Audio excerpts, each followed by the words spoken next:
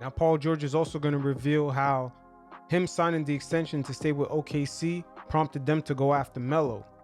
That was pretty much the deal that they made behind closed doors.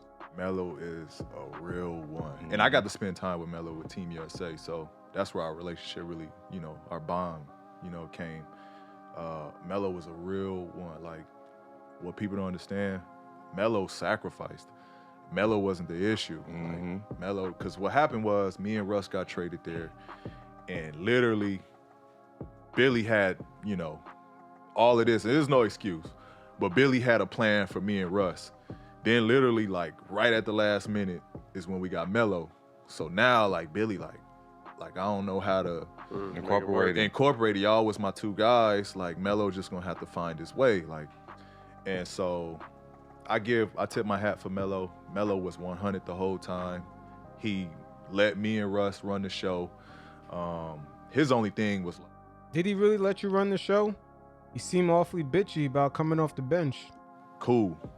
It's their team. Like, I can be used more though. Like, don't just have me be a spot up player. Yeah. Like, y'all can play through me sometimes too, which we understood. We agreed. Like, we could play through Melo a little bit more. That wasn't the plan that they wanted going forward.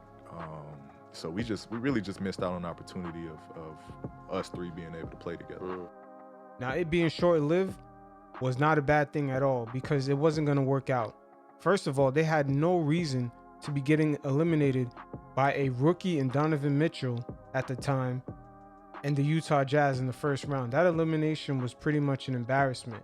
And in the following season, another first-round exit by the Portland Trail Blazers, who the season before got swept by the Pelicans.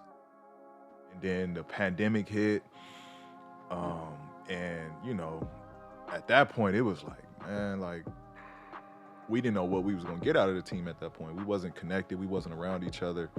We got a group chat that we was messaging, making sure everybody was staying on their stuff, but it just wasn't the same. And then, like I said, when we got into the bubble, our energy, like we wasn't practicing how we should have been practicing. We wasn't working like we should have been working. And finally, Paul George touched base on some of the mental aspects within the bubble. And in my opinion, they should really take a notch down with some of the mental issues that some of the players have on the team, because that basketball court is a war zone. And they're giving a lot of teams looking from the outside an edge over them to mentally know that, in certain circumstances, this team could be weak. But Paul George touched base on some of the Clippers' struggle within the bubble. What was crazy is we ended, before the pandemic hit, ended the season like playing well. We just got Reggie, we just got Marcus. Like, we was coming together, we was figuring it out. Scary. We was learning how to play with everybody now. Everybody was healthy. Pat was healthy now. Kawhi was healthy. I was healthier. Like, we had a complete team.